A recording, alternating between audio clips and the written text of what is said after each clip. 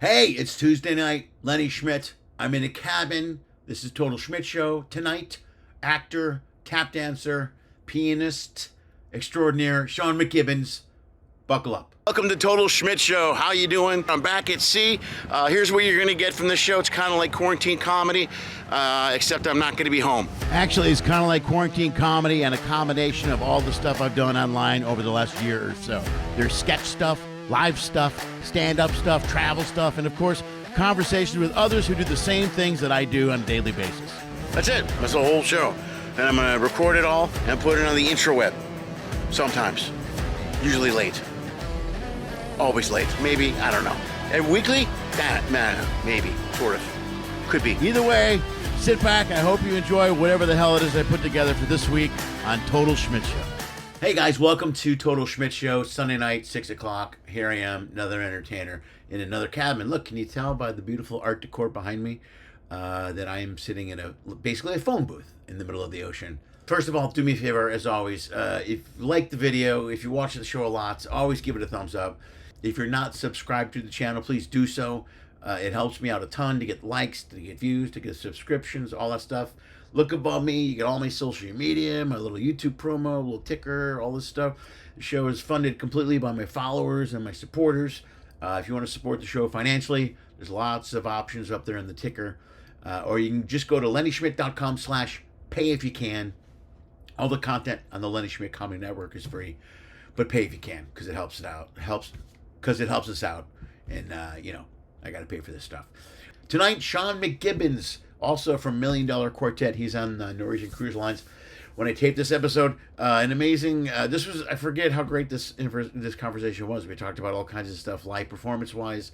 He's got a great story about Julie Andrews, working with Julie Andrews. He's had a great run. He's on the ship now doing $1 Million Quartet. And if you want to know more about him, sit back and enjoy my conversation with my friend Sean McGibbons. I just talked to entertainers. We're fortunate on ships to be out here doing shit. So where'd you come from? How'd you get into the show? And oh man, is this your first contract? I did the one before this, the relaunch. Ho! Oh, did you really? Yeah, oh, right on, bro. Yeah, but we couldn't.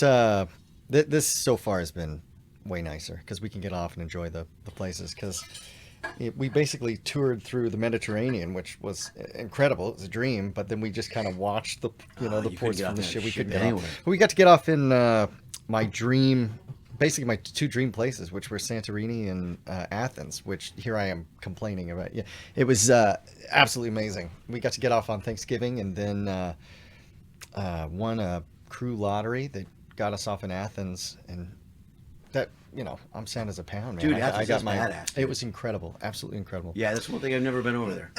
All the shit I've been doing has been over here for the most part. And I'm like a nerd, theater nerd, and I love all the ancient history, Oh so yeah, I'm walking through, just for it, bro. Yeah, right on. Theater of Dionysus and all that, which was unbelievable. Dude, how lucky! That's fucking great. You were lucky then. That's good. Oh, I got my selfie pic, at the place. It's actually kind of funny because we went in. You always see the 3-dome picture of Santorini, and we got to get off on a non-touristy time, so like nothing was open, and it was just absolutely gorgeous. And then directly to the right was like 30 cats, and then just kind of abandoned shops along the row, and then just the most gorgeous vista you've ever seen. Yeah. Well, dude, at least you got to get off now. That's cool. How long was that run? Was that 5 months long? That was 7 months. Yeah, 7 months up. Yeah. It was nice towards the end. Everything kind of mellowed out, and then we could get off, basically doing the itinerary we're doing now, which is Bahamas. But right. Yeah, so as far as like $1 Million Quartet, I did the last contract with these guys, but I did the Broadway National, the right. third year, the first national with the same guys. Okay. And then they released the rights to it, and you try to pick them up kind of wherever you can. But right. I guess this is kind of interesting. I originally was song and dance. Yeah. So I did tap for 25 years. No way, that was gonna be. Dude, how old are you? How old would you say? You look like you're 26, 27. God love you. That is the nicest thing. You literally made my day. That is fantastic. And I just want this clipped specifically so I can show I'm 34. I'll put that in the promo. That'll be the main thing. I'm 34 years old. Look at my eyes, for crying out loud. I know. How are you? 35? Get out of here. Shut up. Don't even. How old are you? I'm 58. Holy hell! That's yeah. Yeah, I look all right. So where are you at? 72? My man. No, but I thought I thought I was gonna do tap dancing my whole life, and Right. I always joke like that made it past like 9 members of my family, and nobody said a word. You know, What, the tap dancing? Really? Yeah, because it as a career choice, it died 65, 70 years ago. Yeah, right. And nobody said anything. Plus, it's Irish. You got a hardcore Irish family, or Actually, both my parents were adopted, so Oh, you don't know. right on. But the adopted parents were first generation Irish. You know, right. the whole lived in upstate New York, and You gotta do tap. yeah, man, that you got to do tap. Man. Yeah, no, I told my grandfather who fought in a war Right. that I wanted to tap dance for a You're living. like a real man. And he was totally encouraging. Too. Oh, Like, right he on, was dude. like, That's do fun. it. Yeah. Good for you, bro. That's good. Yeah. That's good. Yeah. Right on.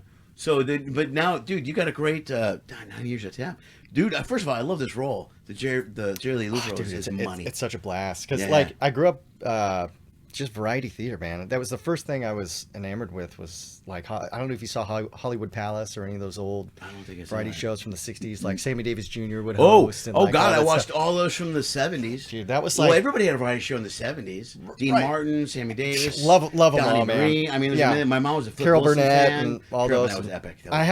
I would just watch them as soon as YouTube came out and people started uploading episodes. I was like, dude, this is it, man. Yeah. This is all I've wanted to do. Right. But again, hasn't been a career since those shows aired. No, so, right, you know. exactly. It's kind of disappeared. Yeah. Right. So, and now it's all reality stuff on TV, where it's whatever. Yeah. But this is the cool thing about this. Is I've been talking about this with other people.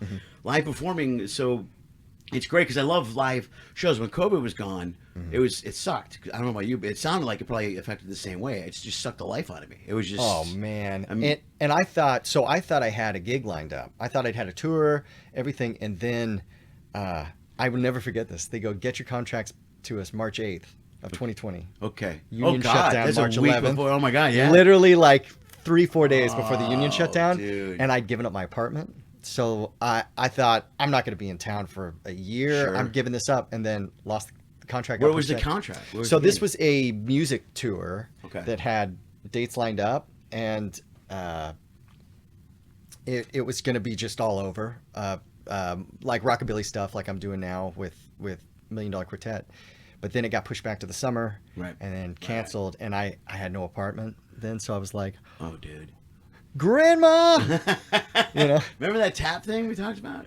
got a sublet in Austin after I stayed with my grandparents for a little bit, and then was actually going to go back and get a master's in public affairs. Were you really? Oh Public man, affairs. What does that cover? well, I'll tell you, when you haven't done math for 10 years as a tap dancer, I was good at math. Like that was my thing, man. Was that it was my really? jam.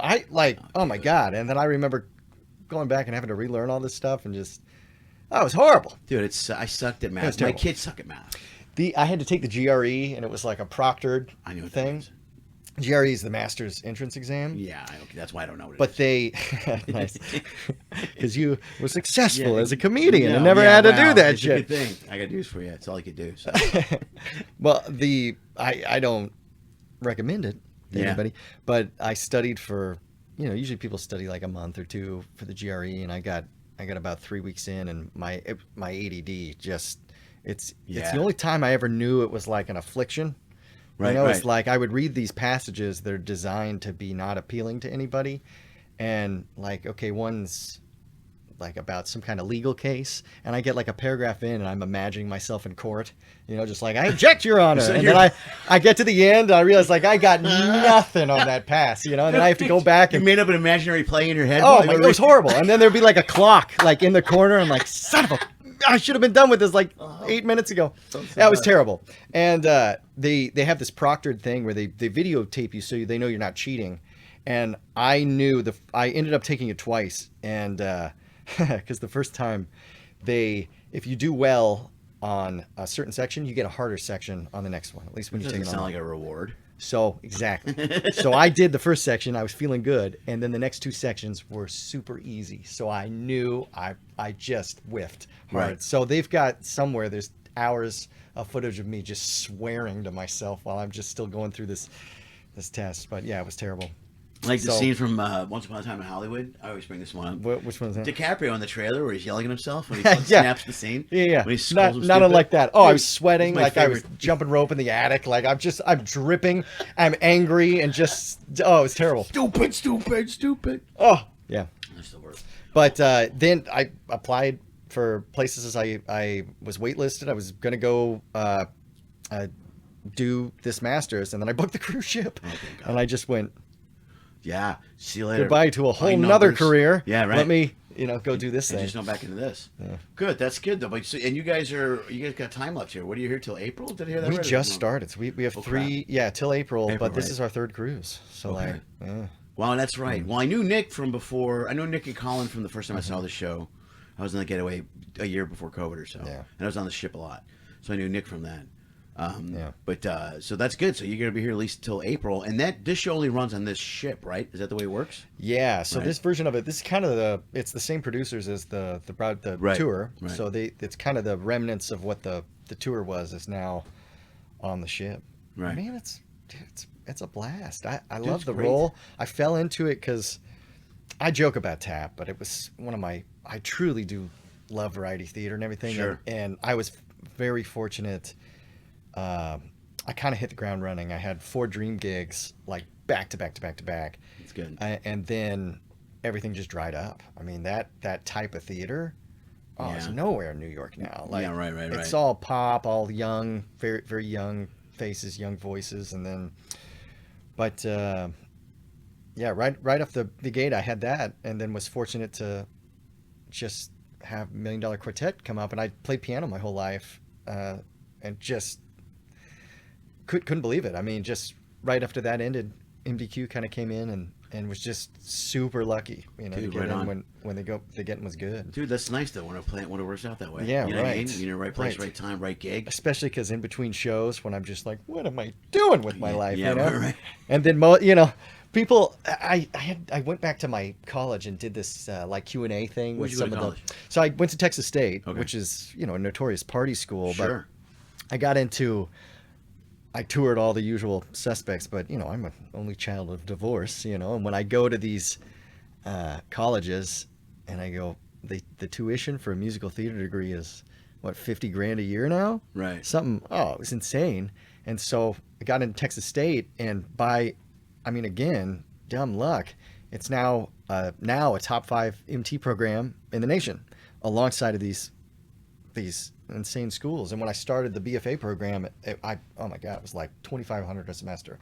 Unreal. Right. So I, again, just got super lucky and ended up Dude, going to look Texas at you, State. little So fucking sunshine. you're up on telling you me, in the right baby. place. With my upbringing, I was like, finally, son, No, dude, you guys got to flip around somewhere. I hear you, bro. Yeah. I was child of divorce with 4 brothers. Hey, Oh. baby. Oh, nice. Yeah, Yeah. so my mom raised 5 My mom boys. was one and done. She said never, Yeah? She goes, as soon as I was born, she was like, oh, no more kids. No more Done. than that. Not mine. The show I do tonight is mostly about my mom, too. I talk about being raised single. I bet we'd have some stories. Dude, I'm sure we got a ton of stuff in Yeah. common, man. But dude, I'm glad. I always worry about live performance because it's like you're talking about. There's no shows like that in New York anymore. They're integrating so much social media into shows and so many different things into shows. Dude, it feels like I don't want live performance to lose. I agree, and I have some real pretentious thoughts about this, which is why I wear the cardigan. I like it. It gives me. You want now I could wear be my glasses. Could It'll we make zoom you in look on even that? more. So yeah, exactly. Yeah, just so I could really sell the pretentious. Here's my thought. But there's so much instant gratification in every Right. part of our culture. Right. That you see it in everything: music, TV, and Broadway now, which is like the halftime show at Disneyland. Every show is just like Yeah, it's big and bright, yeah. and it's There's not a lot of it's cake. moments. It's like Right. eating cupcakes. you Yeah. know? Okay. It's just sugar. At least how I've seen the stuff. Right. I've gone Well, I have a seen. theory. I agree with you on that too. But I also am a big believer in the pendulum effect, which by that I mean whatever goes around changes and comes back. So I think Yeah. that there's so many movies are kind of the same way. Like movies, everything's big, splashy, crazy chaos, and eventually I think it'll come back. I think live performance comes back on a level. What do you make of this this AI stuff now, because Yeah, graphic that's- designers are already all out of a job with all know. the AIs that could paint better than we can. I know. The thing that's crazy, like what is it? Bruce Willis sold his rights to his likeness. Yeah. He's gonna be a 3D Bruce Willis. Yeah, well, And- they're trying to figure that out, dude. They're constantly trying to. If they ever figure it out, Now that shit scares me, because Yeah. as far as like movies and stuff like that, wait for the first AI celebrities to come in, like Right. people who don't exist. They don't have to pay them. Right. They act better Right. than people do. Right. They you know. like a Max Headroom thing. Do you know who Max Headroom is? You No. familiar with that? Uh-uh. Max Headroom was back. It was. I just had a conversation. It was a TV show back in the '90s, and it was a guy who was a fake person on TV that the whole country watched and tuned into every night, but he wasn't real. He was computer generated by the government that made Wait, it. what in when? I can't remember the name of the show. I gotta Google the show. Wow. It's making me crazy. But it was kind of ahead of its time. Do you know what I mean? Because it really showed. And what happened was the government programmed this computer to tell people what they wanted them to hear, but the rebels infiltrated it. So there was another version of Max that told people behind the scenes what was really going on. I have But never Max heard of wasn't a this. real person. Max was based on a real person, Wow. but he's a real computer glitch, is what he was. I gotta find out what that was from, because it's making me crazy. This is the third time I've had this. But all this conversation. stuff in like even in live shows, I need to look that up. Yeah, have I no need to idea look what it up that is. too. But the like the holograms they have, like the ABBA's about to do a concert where they're taking all the holograms of ABBA and they're putting the band back together. Oh really? Hey, what's Trying to find. I just can't seem to get it together today, buddy. Hold on. I'm gonna look it up while we're talking. It's Yeah. making me fucking crazy. No, they're alive, right? They're all four. they're live, Abbas but are they're alive. putting like the young version of them together right again. Right. But it's a live show that they're getting these fake things, man. I See, I'm not. I don't know if I'm. feel like we're like 5 to 10 years away from none of us having work. And- Yeah, dude. They wait. Well, one of the reasons they've changed this whole Marvel thing for years now, where there's Tony Stark and it's not Robert Downey Right. Jr. They're trying to get away from having one person being Batman, one person being Iron Man, Right. because then they get lock up the money, and then Right. Robert Downey Jr.'s got a back end piece of all the Marvel shit. That was a contract he worked out years ago. It's the most brilliant contract maybe ever in Hollywood history. He's got like 2% of every Marvel movie or something like that. But studios don't want to pay that to anyone anymore. So- The second they figure out how to make a cast of people without using our voices too, they're gonna do right. that, because they can't do that yet with voices especially. The They haven't point figured it out. is, I think tap dancing's coming back in a big way. All right, when TikTok blows over and all this nonsense, the kids are gonna love that tap dancing.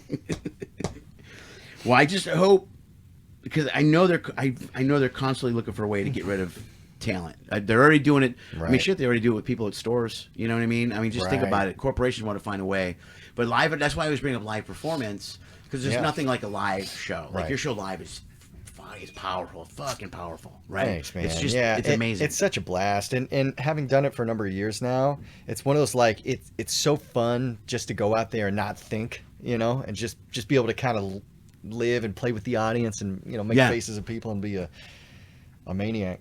Yeah, well, live stand-up's the same way, dude. I mean, live Yeah. stand-up is like, I mean, it's about being in the room. It's about being there, you know? Yeah. And they haven't figured out how to put the emotion in the voices yet.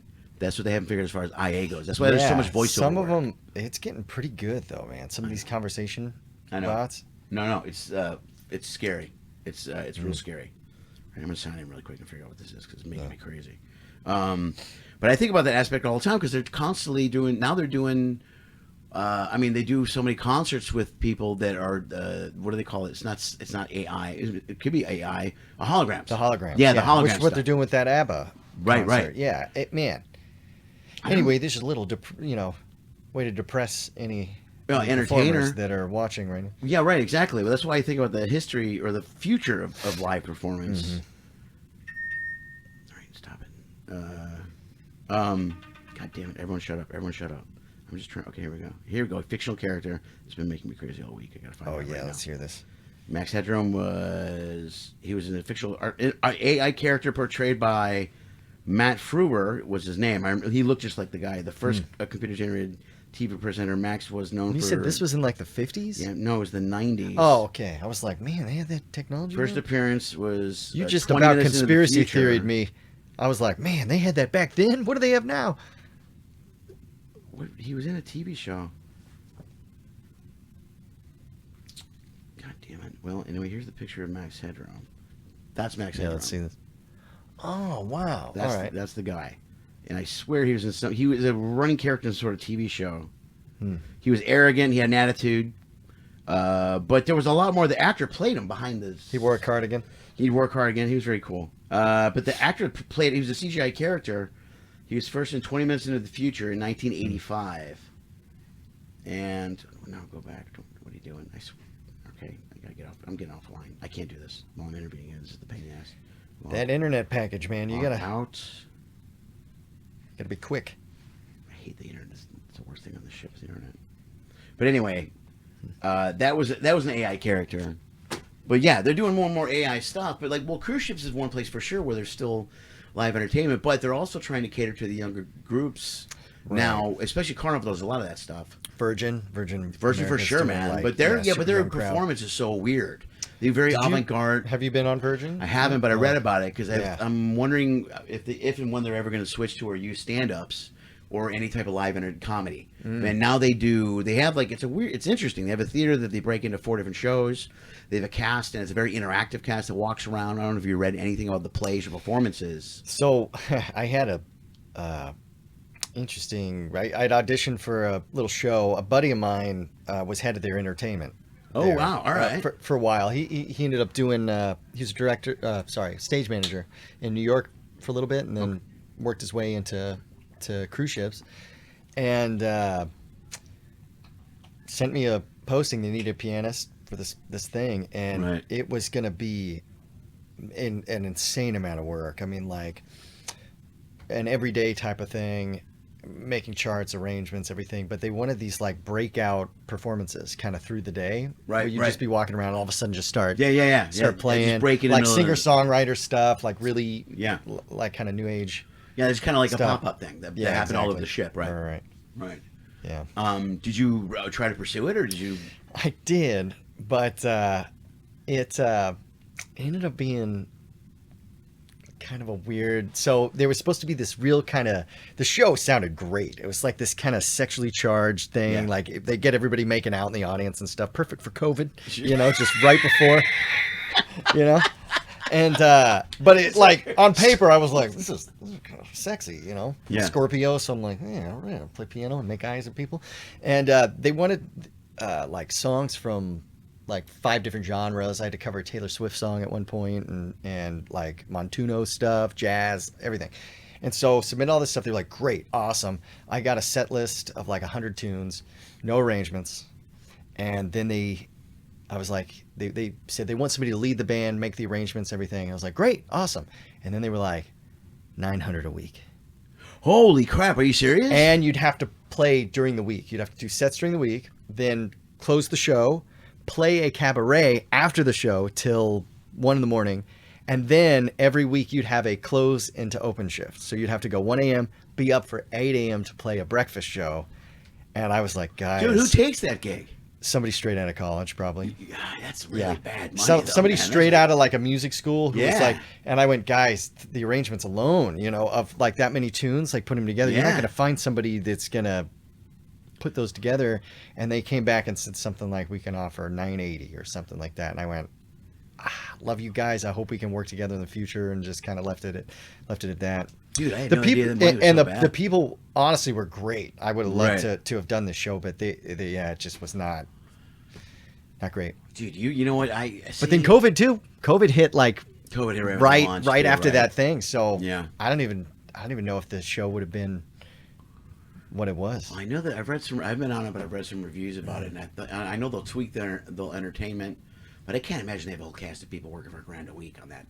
You know what I mean? That's terrible. Those music contracts can be kind of hit or miss. Yeah. Well, I think too, what would be hard in that situation would be keeping people, though.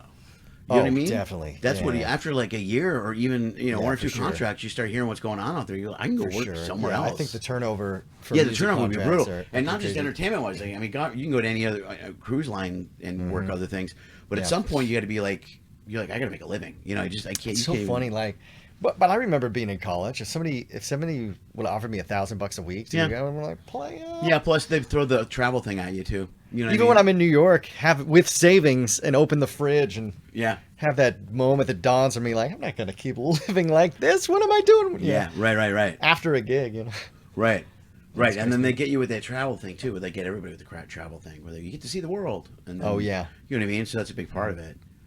Yeah, but hang on, I don't know, man. I guess we'll see how it pans out. I know that they only have like a few ships, 2 or 3 ships anyway. I think. The ships are. Oh, they're ridiculous. I saw the menu, the whole. I watch these ship guys sometimes. These guys that review cruise ships, especially during COVID. I was so bummed about that because that was basically, I mean, like the summer right leading into COVID. Yeah, and I was like, oh man, this gig would be great. Yeah, they're getting ready to launch. It just was brutal. Yeah, that money offers it's horrible. Ugh. Oh, now you're better off. You're here.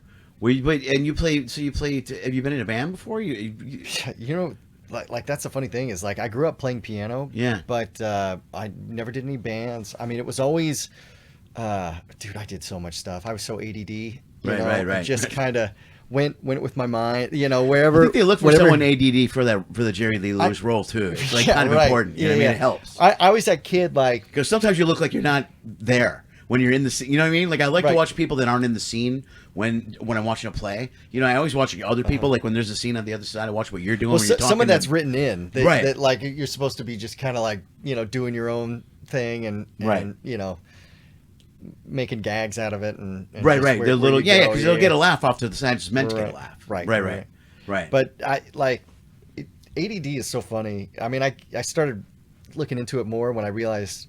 Why am I sucking so bad at this? These. What, the numbers thing? The like, why am I not relearning the stuff? Yeah, for the GRE. Right. And it's apparently you don't generate a base level dopamine that everybody else does. So when you're not interested in something, you're just sitting there just baking, right? And I was that kid where in school, elementary school, if I wasn't interested, I was like. I would just walk out of the class. Did you leave? I would just. I remember in like 4th or 5th grade, just walking out of the. Mr. McGibbon's? Yeah, just like you can't. I'm like, well, I am, and I did. So I. Oh, it was I was one of those kids. So if I had something that interested me, man, I would go, like balls to wall. So I grew up like, I played tennis. I was on a kayak polo team. I made the under 21 nationals kayak polo team, which was based out of Austin. Right. And then I was doing theater, but I juggled. I was doing piano. I was doing tap. Right. Multiple days a week. I was in a tap company, and then doing. I got again really lucky to be in Austin because at the time, growing up in the '90s, like if I had my family's means in any other city. Dude, who knows what I've been doing? Right. Not this, certainly. But Austin had the highest budget regional theater in the nation. They had juggling club. They had one of the best tap programs in the country, tapestry dance. And it's just, again, man, well, it's a way hip lucky. Artistic city to be in. Like, there's the whole stand-up market that kicked there, too. Oh, man. And in the 90s, everybody, it was still the number 1 city, like, to live in the United States, but nobody was moving there. So you just walk around going like, I know, I can't believe nobody's moving there, It's every day. And then all of a sudden, like 2007, just like bam, it just people everywhere. It's funny because like Austin now is I describe it as your favorite 70s rock star now in 2022. You see him like covered in plastic surgery. And you're like, man, I can see where you used to be awesome. I remember you being so cool. I can see. And now just, like, what happened to you, man? It's kind of like Graceland. You know what I mean? With Graceland, you look at Graceland. I remember when this was a mansion, and you look at it now, and you're like, that was just like a house. Yeah, it's weird. Yeah, right. But the ADD thing is funny because I honestly think every entertainer might have ADD, except for maybe writers. Yeah, you got to keep yourself, occupied, and it's like the perfect gig. Yeah, for even for an actor, even though you got to focus on your script, you Everyone's can still move. Though. Yeah, you can move from one thing to another. Yeah. Like I think every comic has ADD. Like I do. Yeah. I know my daughters have it. They both went into it, and I'm sure I had it as a kid in school. Well, I'm sure I'll pass the affliction on to my children. Yeah, you just zone out, and teachers like Mr. Schmidt, like, yeah. And I didn't leave the classroom. But there were plenty of times I sat there and blanked out, and Right. you know, and I would always try to guess an answer that was wrong. You know, it was like way off.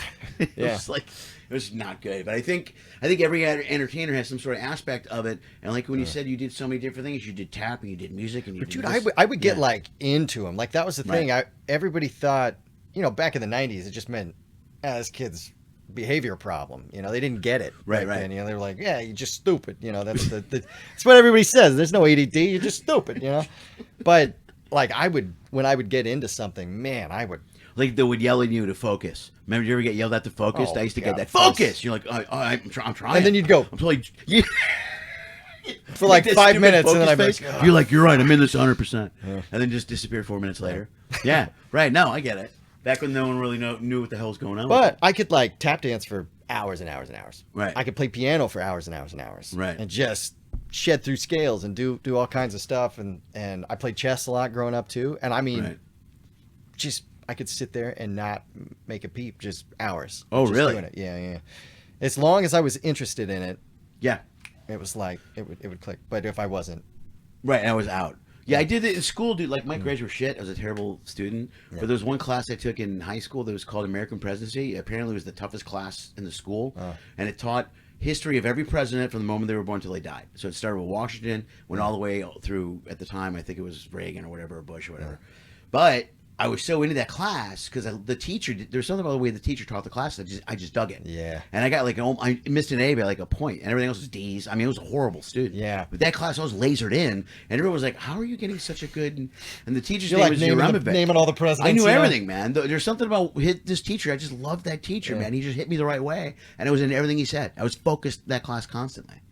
Yeah, I never did. When I say I didn't do homework, I didn't do a stitch Yeah, right. of homework, my Yeah. friend. I remember calculating like I need a 97 on the final, and I would like, I would go in and I would get it, but I would like I would skate by on the tests. Right? Oh, really? Yeah, Oh, man. good for you, dude. I couldn't. I pull knew that the off shit, but either. I just remember, like, fortunately, I was able to do okay, like Awesome Musical Theater at the time, which nobody's ever heard of now, but they were the highest budget regional theater in America, and man, that was incredible because I did a bunch of equity productions when I was 9, 10, 12, 14, kind of through Wow. through the years growing up Yeah. with people who then went on to do like big Broadway shows, and that was unreal. And I was doing that through elementary school, so I knew I was like, dude, I don't want to be here. I want to Right. be doing this shit. So Yeah. it was tough. Yeah, you got a taste of it early, so you wanted to I get got into a it. taste, baby. Yeah. Taste. I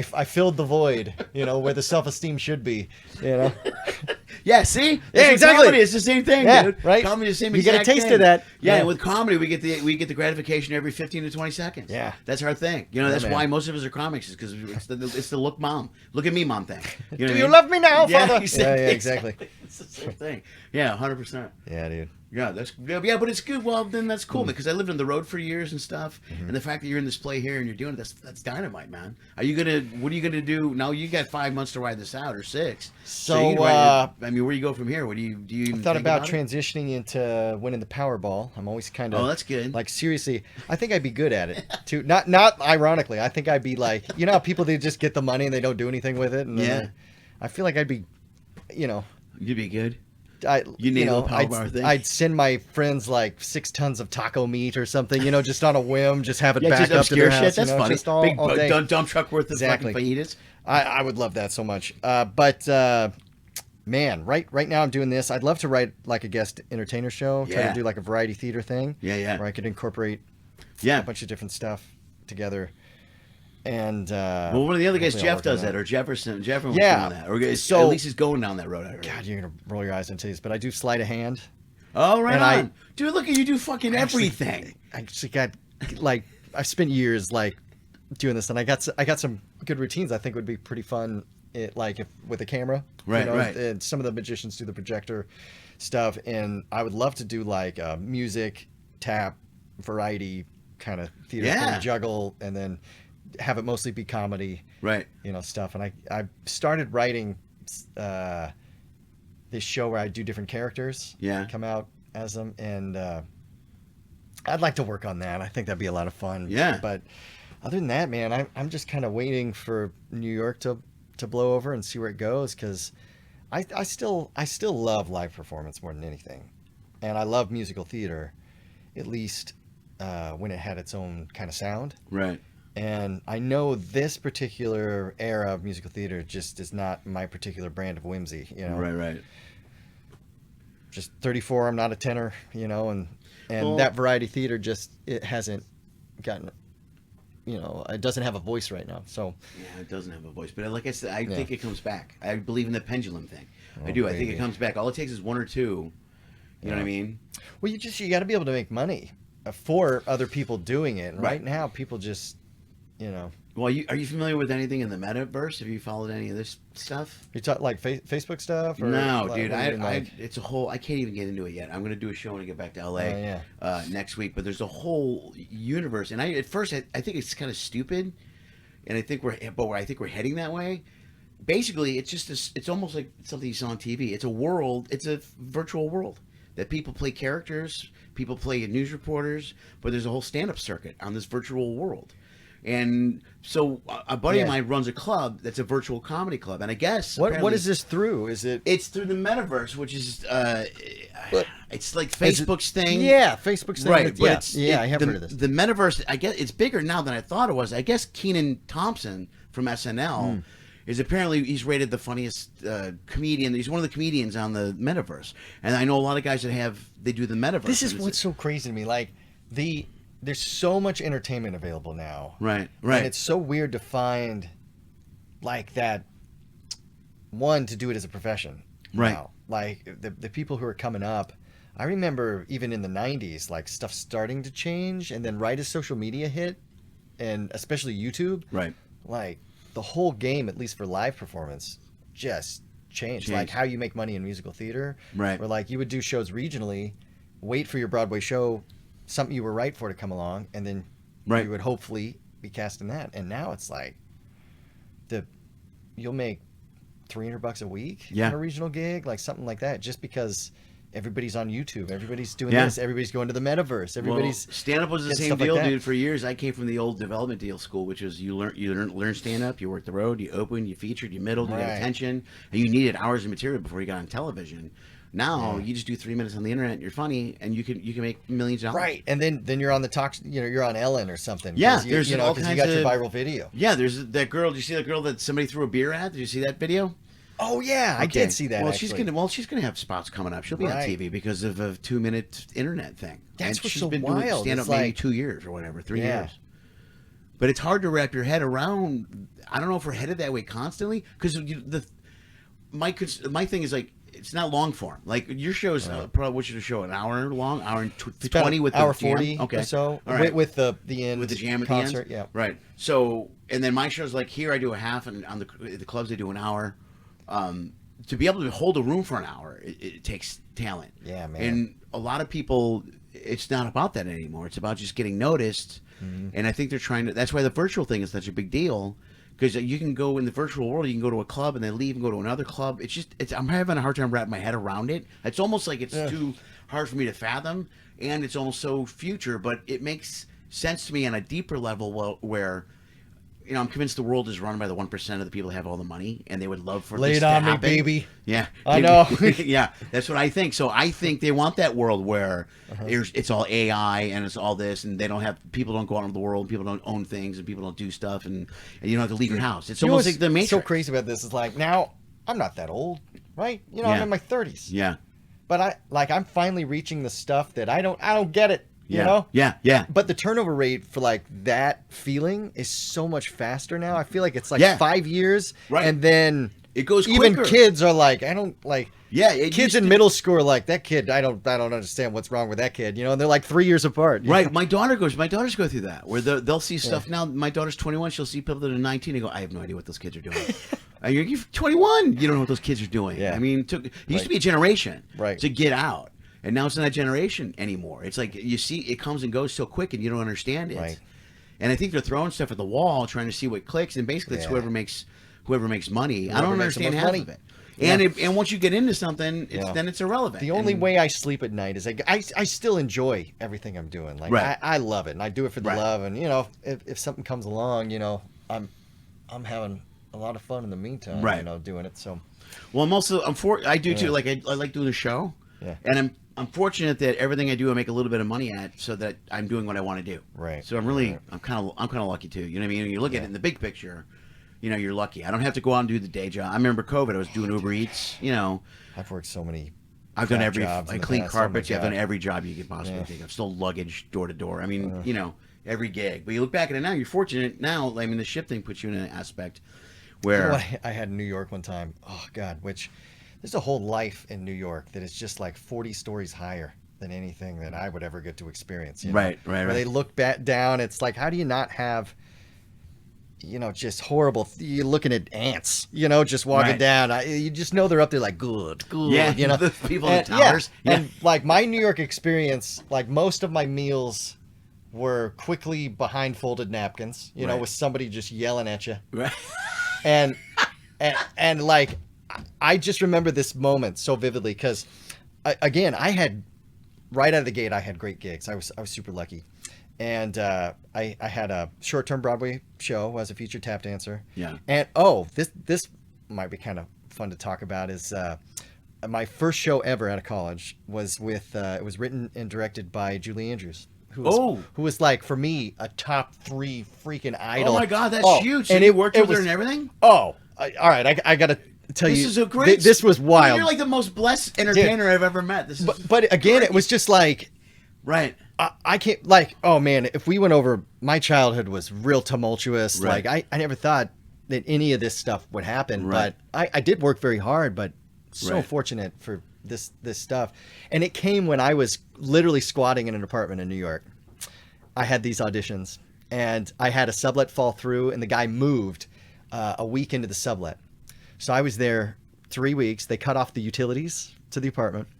I had a 1 week free gym membership where I would go and get ready. I wasn't working out. I was getting ready for my auditions in the gym, like Yeah, la la la la la la la bodybuilder, la la la la la la la yoga instructor. Oh, it was horrible. I'm like shaving and like putting on all my audition stuff with my book. Awful. But that like juxtaposed with then getting this gig was Right. unreal. I couldn't believe it. Wow. But this thing about the service jobs, like after those gigs finished, I remember just I lied on my resume to get a service job because Okay. everywhere in New York you need 10 years of Yeah, right, experience you for an can't just- unpaid internship. It's just right. crazy. And I Googled a bunch, and like Slumdog Millionaire, he just asked me questions I knew the answer to and just Right. went in. And I remember working like 70 hours that week. And I was going to Macy's to get to buy something, and I held the door for a guy at a place I didn't work at. And as he walked through, I went, "Thanks a lot, man." At a place I didn't work at, I thanked a guy that I held the door for, and he looked at me like, "What the fuck's wrong with this guy?" And I felt just the shame and just the feeling of what am I doing with my life? Right. Horrible. And especially coming from like good gigs too, and then Right. you gotta. That's the ups and downs of the biz, Well, know. it's- You're like starring in a show, somebody spitting in your face to move faster at a catering gig. Yeah, It's like, right. It's crazy. Dude, it comes and goes. Where there's the old, I can't remember the actor's name now, but he was in a show called L.A. Law years ago, and he was a lawyer. That show was on every week. It was regular. He drove onto the lot every day and did the show, and then they canceled the show. And a week later, he came back for an audition to drive on the lot. And they wouldn't let him on the lot. He goes, "Hey, Charlie," and he goes, "Hey, are you on the list?" He's like, and he was like, "Wow, that quick?" He goes, "Yeah, that 15 quick." years. So he had to park, and when you audition at a studio, you got to park in the back, the off lots, which is it's forever. yeah. Parking, and you got to walk through and the thing, and so Don't you, let the door hit you, Yeah, baby. right. We've got your hologram cooking right yeah, now. right. And then he got the part on the next one. Then he was on Dharma and Greg. He played the dad on Dharma Oh, and Greg. wow, all right. But he had to audition. They made him park in That's the so garage. funny. And like, Dude, nobody's all within a week. And nobody's getting famous in musical theater, right? Like, Right. okay, maybe 2 people get famous in musical theater. Right. Like, Right. If you, even young people, if you say, "Can you name musical theater actors?" They'll name like, Dear Evan Hansen. I can't even name some Yeah, of I the shows can't. that I are don't going out know. right now. This is terrible. This is my career. That's what I'm supposed to do. Hamilton, Dear Evan Hansen. Right. They'll name like shows Right. from the past 5 years. Sure, yeah, right. I was going to tell that Julie Anderson. the Julie Andrews right? story. Yeah, tell This the was story. actually absolutely insane because growing up, I watched the Carol Burnett show and the Julie Andrews show. She had her own show Right. in the 70s, and she was like idol for me. Probably like a top 3 idol of mine was Julie Andrews. Right. And nobody in my family performs either. So like I'm going around like Julie Andrews and Sammy Davis Jr. like doing this, and again, which is shocking to me that it made it past like literally all my family, you know. Yeah. Anyway, out of college, I get this audition for this show called The Great American Mouseicle, of which I played a tap dancing mouse. Got my equity card, baby. That's sweet, bro. And That's good. yeah, so I was like, I've made it. Had little mouse ears and Look at me, shit. Ma. Yeah, exactly. And written and directed by Julie Andrews. So I go in, I go through a couple rounds, a couple dance calls, get in for the callbacks, get to a final round, and this is horrible. This is horrible. I can't believe they called me in to play a Chinese mouse and an Italian mouse. Oh, really?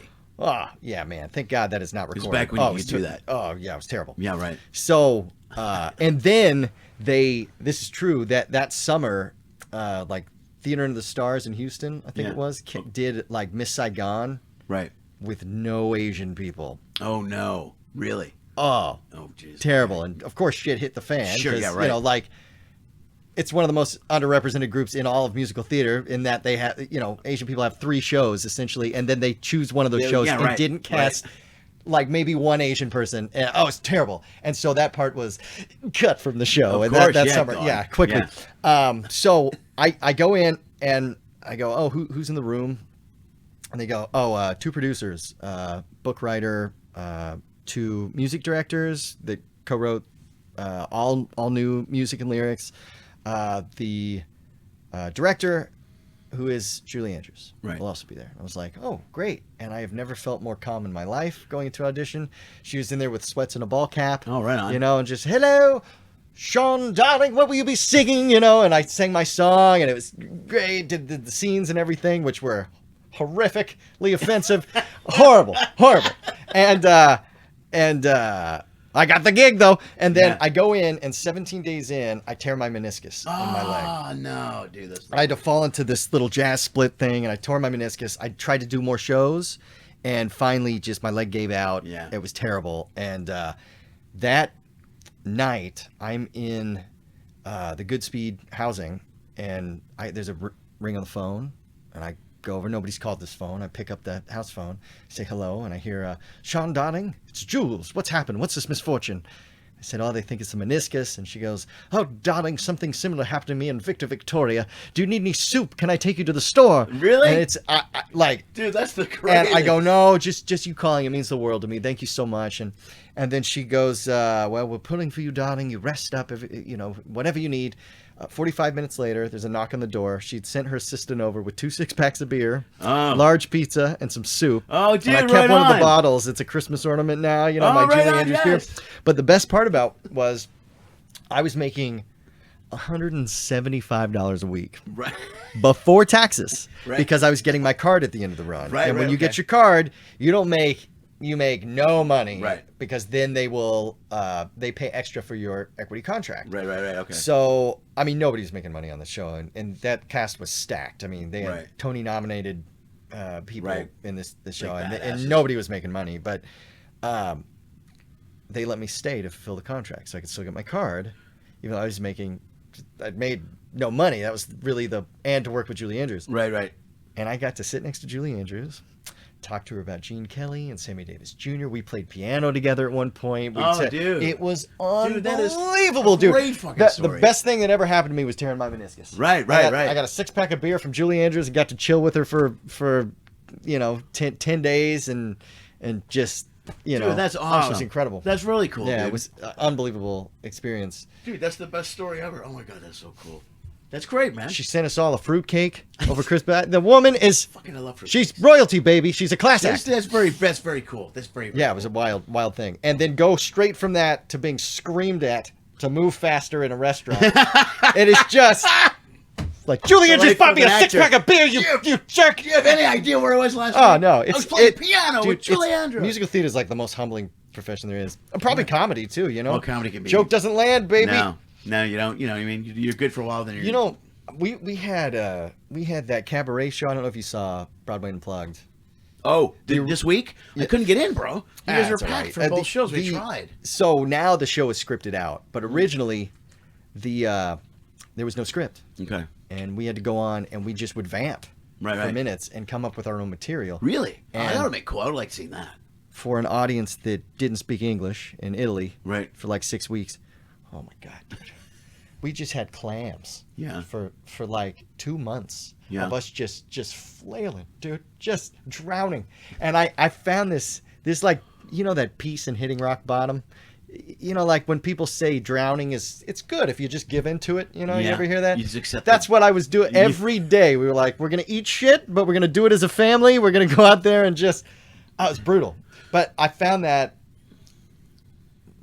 feeling doesn't bother me for some reason. I can stew in silence all day. I don't know why. I'll say a joke and it doesn't land. And you just sit there and go, okay, we're here. Let's feel this out. Let's do this. It comes to the mental preparedness of knowing and performing a bunch. Like I talked, there's a gig I used to do in Holly, Michigan. I think I told the story in the show before. The gig was the worst gig I've ever done in my life. It was the shittiest gig in the world. I love these stories. It was a really, really shitty gig. It was shitty. But they put me up in an awesome bed and breakfast. I was married at the time, and if I paid a little extra money, they'd give us the honeymoon suite. So we'd get 3 days. And the hotel restaurant where the gig was, there was a 5-star chef. So I would bring my wife, and we would spend. It's a craft town. It's a history town. The hotel was haunted. My wife loved the gig. So we'd spend all day at the craft store. Meanwhile, you're like doing the gig. Yeah, like, and then I go, but I knew every night this gig is going to blow. Every moment of this gig is going to suck. Everything. And you go up there, and for an hour, sure enough, it's just drunks, and it's not good. And I'd finish and leave. And my wife never came to the shows, and she didn't have to, you know. But we had a 5-star dinner. We stayed in this nice place. So it was a beautiful weekend. All I had to do was go up and eat shit 3 nights. That's all I had to do. That was it. And then you get to a point where you get to where you understand when you know the crowd, and you just know. You're like, I'll get him. You're like, there's no getting. That is so that feeling sucks. I hate knowing that I'm about to eat shit. Yeah. And you just have to go, and they they go, here's your shit, and you're just gonna have to eat it with a smile on your face, and then come back for more the next day. I know. Yeah. Well, I see. Horrible. I can do it because I did it once a year. I can only imagine doing it every cruise. Where you're like, everybody, let's go, let's get woohoo. It was brutal. Now it's like it's scripted. It is a good show, right? And you know the numbers were good. It's just there was. Yeah. Sometimes we would just push through until people laughed uncomfortably, and we'd be like, "Okay, we got it. All right, now we can start the song." You know. Oh, it's rough. That's the best. Dude, all right, dude, let's wrap this up. That's an hour. We hit an hour. That's an hour? Yeah, it was 10 minutes was me screwing with the camera. We just hit the I know. the swing of But we things. got the Julie Anders story, Yeah, which was a great story, dude. That's a good one. Dude, thank you so much for doing this. First of all, hit me with your socials, dude. What do you want Instagram _ it's a gibbon. Okay. That's it? That's the main one? Man, you saying it like that has made me realize I need to be more on it. I like it. It's a Gibbon is a good one. Dude, thank you. This is The judgment in your eyes just then on my socials. That's terrible. All right. Sean, Hey, thanks a lot, man. Thank you, buddy. Thank you for doing it. Right on. Have a good run here. Yeah.